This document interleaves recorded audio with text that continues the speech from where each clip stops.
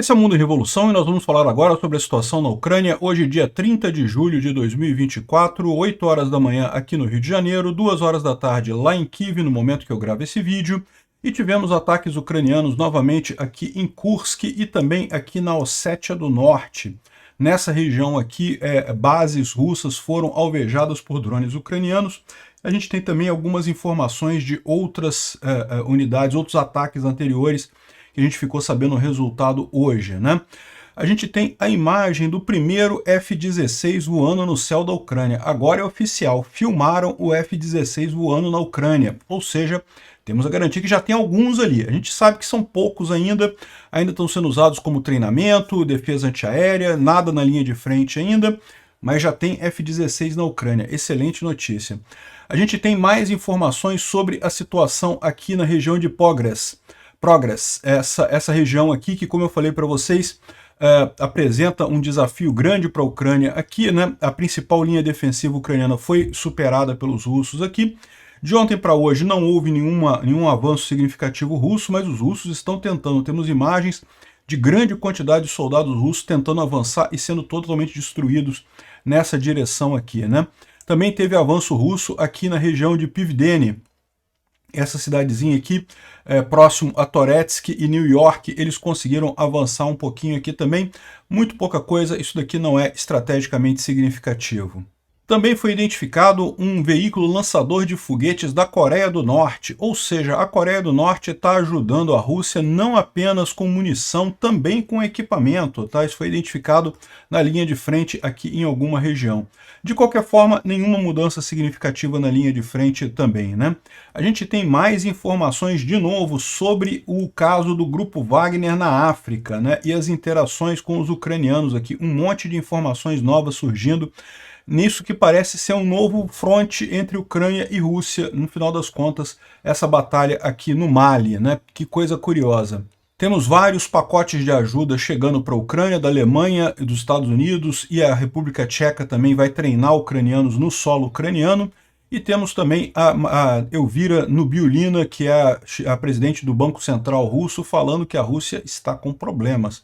Vamos falar sobre esses e outros assuntos em detalhes. Essas notícias foram sugeridas por caminhoneiro marítimo cubano em fuga, queria ganhar picanha e levei linguiça e várias outras pessoas. Obrigado aí ao pessoal que sugeriu notícias lá no nosso site, no wrevolving.com.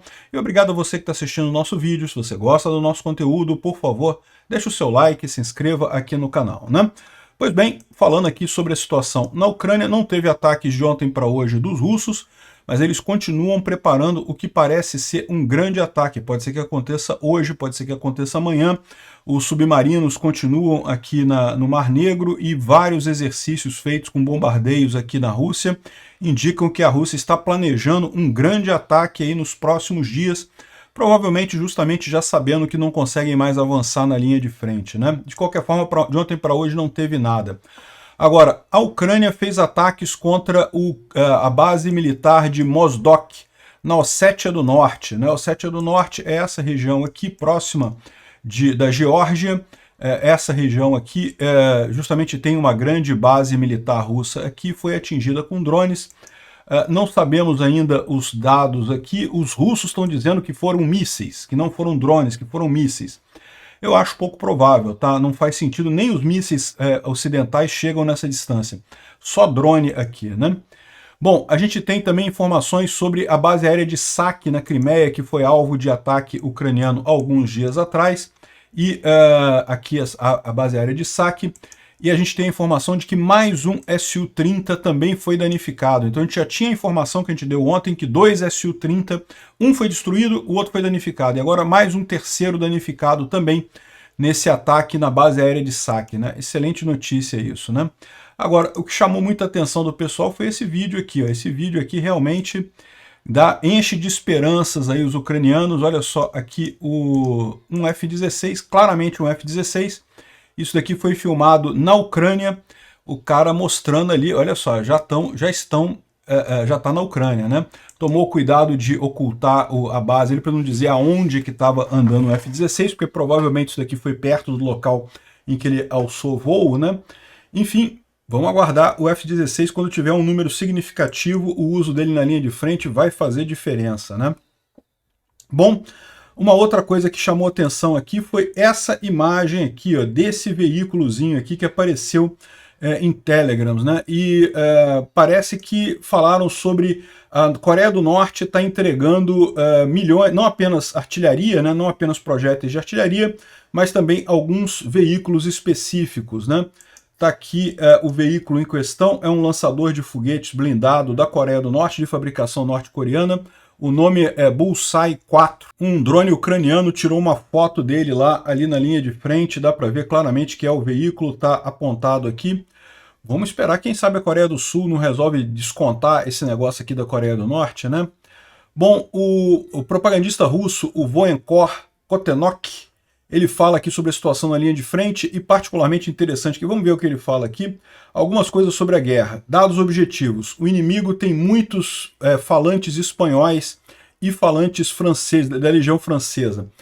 Isso é lorota, né? Tem muita gente falando espanhol? Tem grande parte de soldados da Colômbia, muitos colombianos foram lá para a linha de frente, e dificilmente um eslavo conseguiria distinguir o português do espanhol, então se tiver português, se tiver brasileiro lá também, vão achar que é espanhol lá na região de Kreminá, né? Na região de Zaporizhia. Os estrangeiros principalmente fazem papel de inteligência e forças especiais. Nas trincheiras da primeira linha estão os ucranianos, a defesa territorial, e na segunda linha os estrangeiros, né? Então o que ele está falando aqui? Existem poucos poloneses comparados com o que tinha no final do ano passado. Enfim, isso aqui é muito preconceito do pessoal também russo, né? Não tem diferença realmente.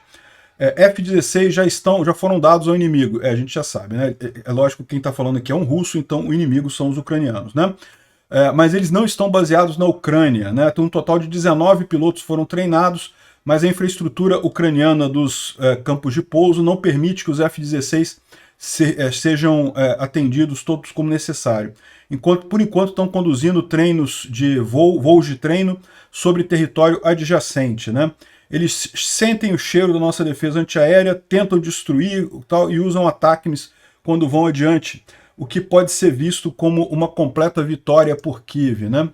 O ponto 3, o ritmo do nosso progresso diminuiu.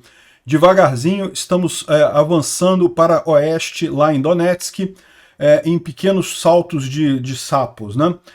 Tá claro que tem uma diminuição, não tem pessoas, o nível de perdas é muito grande. Olha o que a gente estava falando. Os russos conseguiram recentemente um avanço grande ali em Progress, ali na região perto de Ocheretny, mas o que eu falei para vocês, embora tenha sido um problema ucraniano por falta de pessoal ucraniano, os russos também não estão com tanta capacidade assim de explorar isso daí. Tivessem conseguido um breakthrough desse no início, né, do verão, mais no início do verão, teriam feito um estrago muito maior, né? Em Kharkiv estamos lutando com muitas perdas. Lipsk, Volchansk, estamos tentando também na região de Kupiansk, enfim, o que ele está falando aqui é que não há quase avanço real, né? O número de comandantes táticos é extremamente baixo, ou seja, aqueles comandantes que fazem a parte tática do exército russo simplesmente não existem. Isso, lógico, é um problema, né? O cara tem os comandantes de mais alto nível, tem o chefe de pelotão, mas o cara ali do nível tático está faltando, né?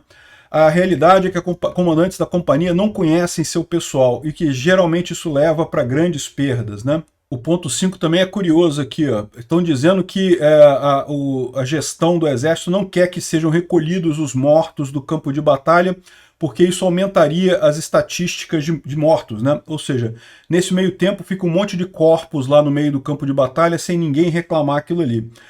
Eles só podem tirar os corpos do campo de batalha em pequenas doses, em pequenos números, de forma a não impactar as estatísticas muito, né? Ou seja, mas os mortos estão lá, morreram mesmo, né? Os russos, mais uma vez, estão se enganando ali. Ponto 6. É realmente muito difícil. O inimigo tem o domínio na questão dos drones. A gente vem falando isso aqui já há bastante tempo. A Ucrânia realmente conseguiu ir muito além dos russos nessa questão. O inimigo implementa e adapta muitas coisas de engenharia ao longo da linha de frente lá com drones. Com o evento da guerra eletrônica, eles facilmente mudam a frequência, etc. O mundo inteiro trabalha para eles. O AV na linha de frente é muito amplo, né? Ou seja, ele está preocupado aqui, e é aquilo que eu falo para vocês, os russos têm uma tendência de fazer produção em massa, então eles querem fazer produção em massa de drones. O problema do drone em produção em massa é que uma vez que você identificou uma guerra eletrônica que anula aquele drone, acabou, não tem o que fazer. Nenhum drone daquele mais é eficiente. Você tem quantidades enormes de drones que não podem ser usados. Os ucranianos, ao contrário, apostaram em pequenas oficinas, pequenas iniciativas independentes para fabricar um monte de drones diferentes, cada um de um jeito, cada um de um tipo, cada um com uma frequência. E aí, quando a guerra eletrônica russa consegue incapacitar um grupo de drones, rapidamente aquilo é substituído por outros tipos de drones, né? Então ele fala aqui que realmente drones FPV estão operando até 20 km da linha de frente e acabam realmente causando uma diferença grande, né? Belousov não é mágico, né? O Belousov, que é o novo ministro do exército russo, ministro da defesa russo, uma das coisas que os russos falavam é que ele era um cara de tecnologia e não sei o que lá, mas a gente já viu que isso aí não é verdade, né? O Belousov, na verdade, foi colocado ali por conta de dinheiro, né? O Ministério da Defesa russo está sem grana, e não por causa de drones, né? Mas ele está dizendo aqui que o Belousov era para resolver os drones, não resolveu nada, né? Ele fala aqui que o mundo está tentando persuadir a Ucrânia a parar a guerra e coisa e tal, e fazer a paz para tentar retomar os territórios no tempo e coisa e tal, mas que a Ucrânia não vai fazer isso não. E eu acho que mesmo que não vai conseguir mesmo. Mesmo que o Trump queira, mesmo que a Europa queira, a Ucrânia não vai querer parar essa guerra de forma alguma. Ele fala aqui que poderíamos liberar Donetsk e Luhansk em 2 anos, mas nunca. A gente já viu a conta aqui. Pela quantidade de território que os russos estão tomando, levaria 43 anos para os russos tomarem só Donetsk, né? Luhansk, de fato, Luhansk eles têm quase o domínio do território inteiro, mas Donetsk não conseguem. Ele fala aqui que seria impossível Zaporizhia e Kherson, impossível retomar. Agora, nem se fala em Odessa ou Kharkiv. Pois é, né? Estão percebendo o problema. E ele fala aqui que o pessoal está indo muito devagar, né? Não tem líderes militares, muitos comandantes não têm mais comando que tenha sido formado com base militar. Os tenentes e coisa e tal não tem suficiente, ou seja, estão colocando só recrutados, só gente mobilizada recente na linha de frente. Isso também é a falta de capacidade russa, né? Ou seja, o cara está pintando uma situação de desânimo nas forças russas e está torcendo para pararem a guerra. Não vão parar a guerra, pode ter certeza disso.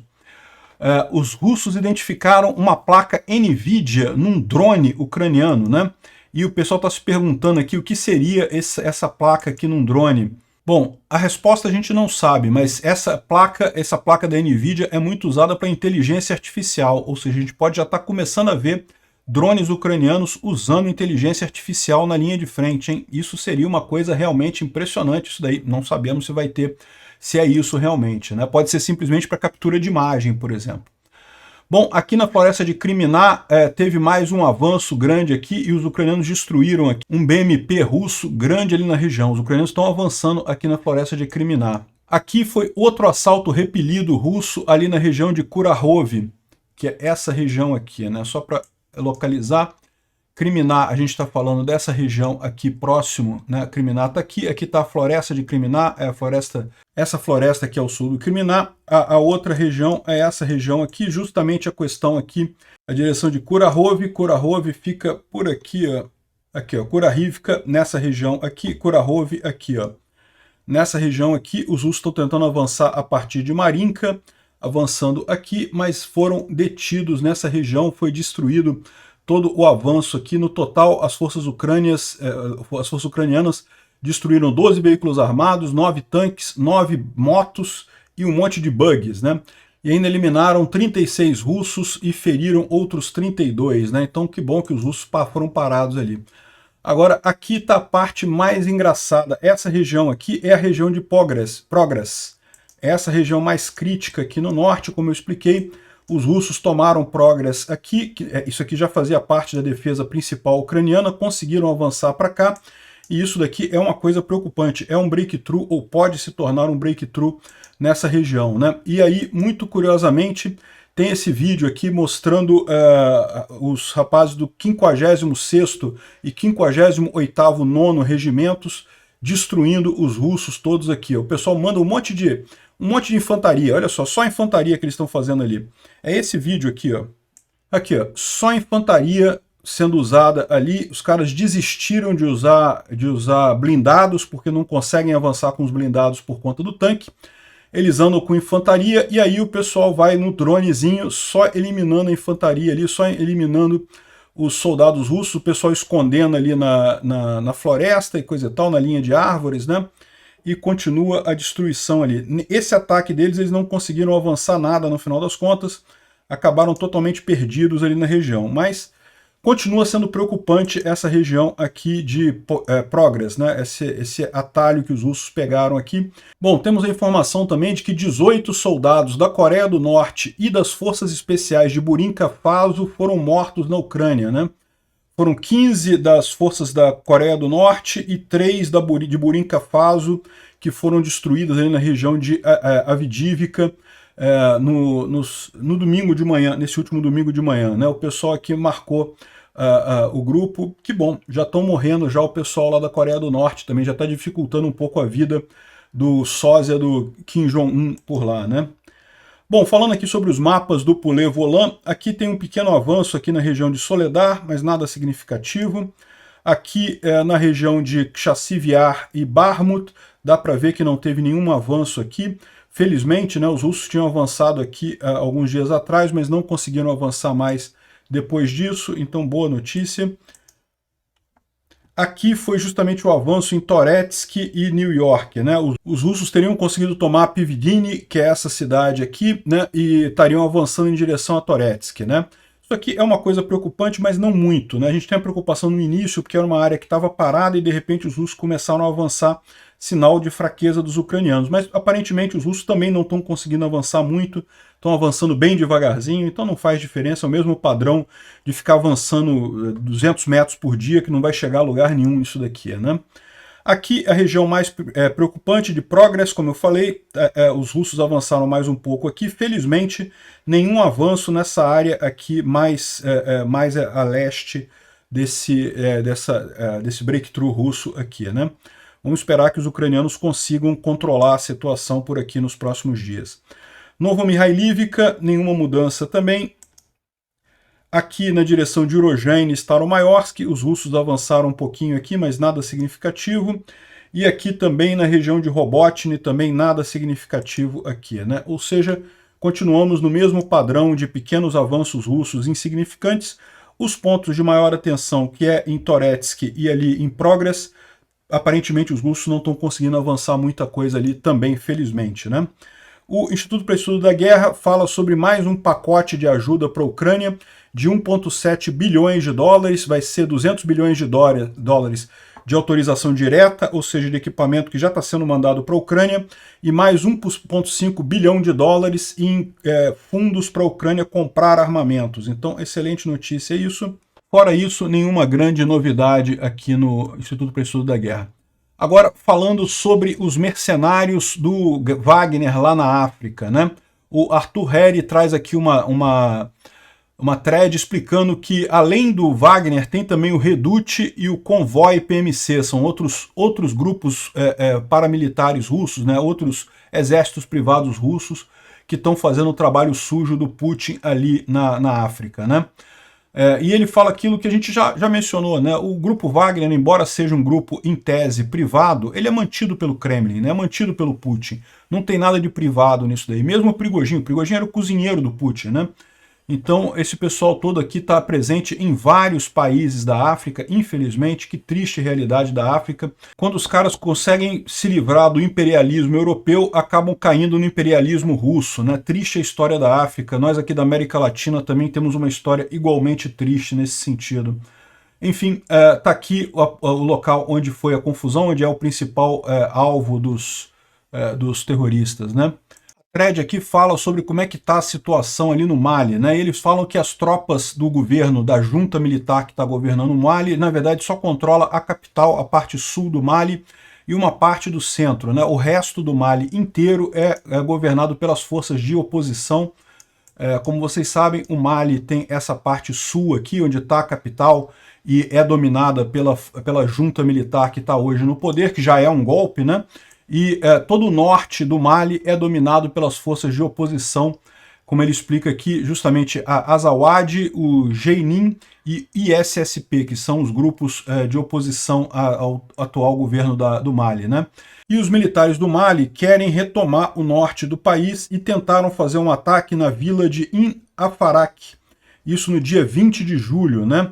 A ideia era justamente capturar o vilarejo para tirar as tropas da oposição de lá, né? E aí, nessa região, o pessoal ficou sabendo que vinha esse comboio do Grupo Wagner e trouxeram reforços ali do Azawad e justamente naquela área, minaram a área próxima de Tinsoatem, que foi justamente a área onde teve o ataque, e no final das contas fizeram essa emboscada que acabou destruindo. Aqui está a imagem do helicóptero aqui, ó. Lembra que um helicóptero foi destruído, né? Esse aqui é o helicóptero que foi destruído nesse ataque. O local é justamente aqui, ó. Eles mostram que Tinsoatem é aqui bem na fronteira, né? E essa foi a região aqui. Azawad o pessoal da Azawad e do Jenin que fizeram aqui a emboscada nessa região aqui com o pessoal do Grupo Wagner, né? Tem uma informação também interessante aqui trazida sobre os tuaregues, né, da região ali. Os tuaregues é uma tribo seminômade que vive nessa região aqui do Saara, né, e vive principalmente de fazer comércio entre o norte da África e a região central da África, que eles fazem as caravanas que cruzam aqui essa região do deserto do Saara.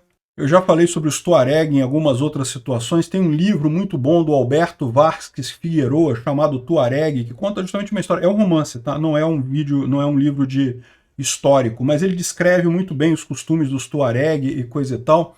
E tem até algumas implicações políticas aí que eu gosto de ressaltar.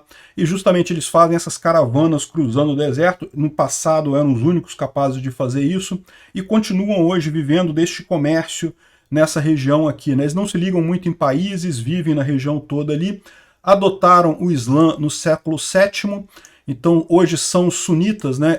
Muçulmanos sunitas, mas mantêm as tradições, a ética toda do povo Tuareg, né? E são conhecidos pelo véu, né? Que eles usam, os homens usam também a cabeça coberta por conta do deserto, né?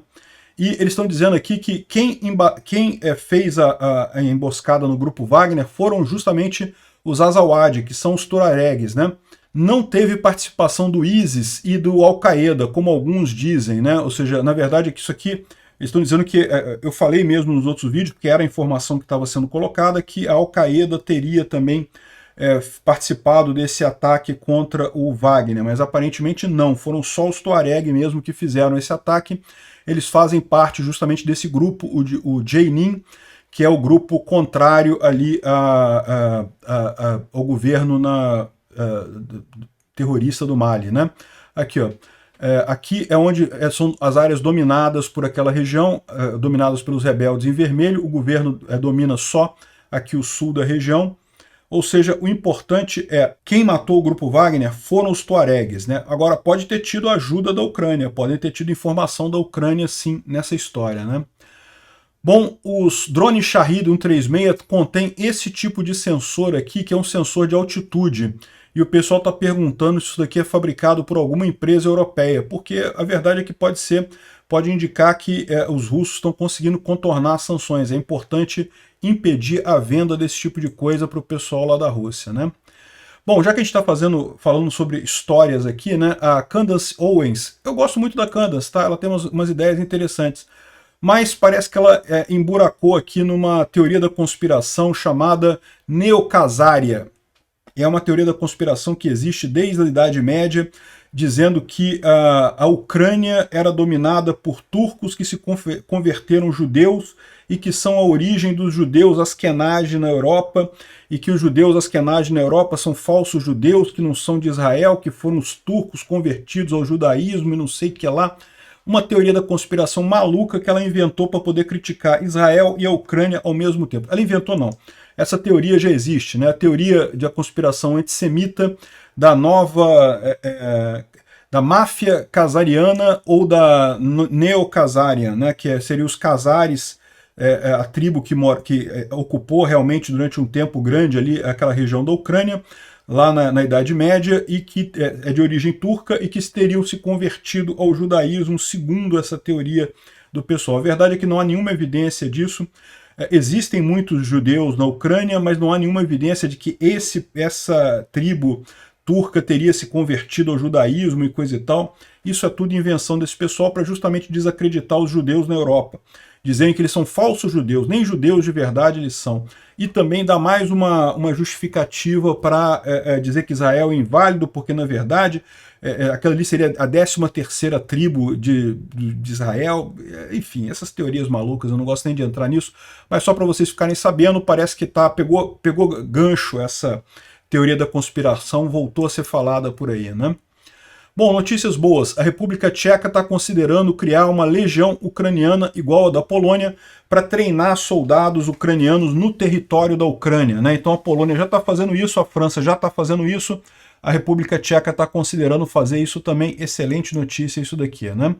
Tivemos um pacote de ajuda da Alemanha com 8 Leopard, 22 mil munições para o Gepard e mais um monte de coisa aqui. Excelente notícia.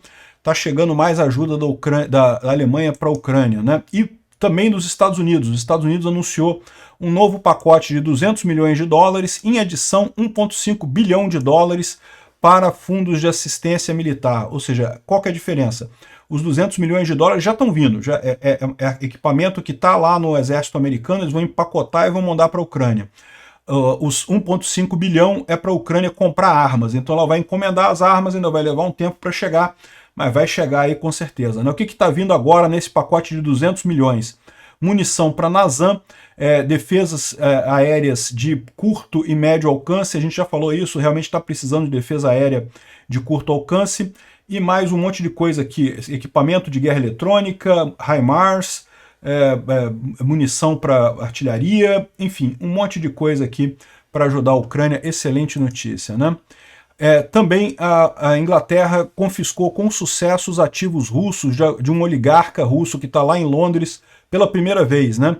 Então a primeira vez que eles conseguem passar por todo o processo burocrático de confiscar o dinheiro dos russos lá na Inglaterra. Excelente notícia.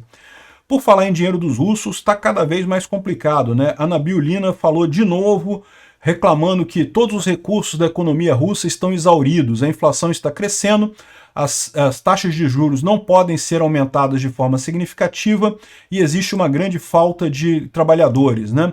Adicionar dinheiro das reservas ao mercado só iria aumentar a inflação sem trazer novo crescimento. Caramba, o pessoal lá parece mais esperto que o Lula. Rússia provavelmente vai encarar uma estagflação ou uma recessão profunda, né? Uma estagnação e uma recessão profunda, ou seja, é isso daí. Quem mandou arrumar uma confusão, arrumar uma guerra sem nenhuma necessidade, né? Agora, o pior disso, né? A economia russa acabou gerando um baque na China. Por que isso? Muitos bancos chineses estão devolvendo pagamentos feitos pelos russos porque não querem romper sanções com os americanos. Foram ameaçados de sanções com os americanos, então o pagamento dos russos está sendo devolvido para a Rússia. E aí o que acontece? Os russos compraram equipamentos de alguma loja chinesa, pagaram, mandaram dinheiro, mas o dinheiro foi devolvido porque o banco na China não quer se meter com isso daí, né? Ou seja, é um problema isso daqui para os chineses, evidentemente, ficou um monte de companhia chinesa sem receber o dinheiro, mas é um problema maior para os russos, né? Porque é lógico, essas companhias não vão vender mais, né? Obrigado por assistir o vídeo até o final. Se gostou do conteúdo, não esqueça de deixar o seu like, isso ajuda o canal a crescer e a chegar para mais gente. Se não gostou, deixe o dislike e explique nos comentários como podemos melhorar. Comente também sugestões de temas que podemos trazer por aqui. Comentários insultuosos ou defendendo ditaduras e criminosos de guerra serão sumariamente bloqueados. Agradeço a compreensão. Se ainda não é inscrito no canal, considere se inscrever clicando no botão inscrever-se abaixo e marcando a campainha para todos os avisos. Se quiser ajudar o canal, veja no nosso site como você pode fazer isso.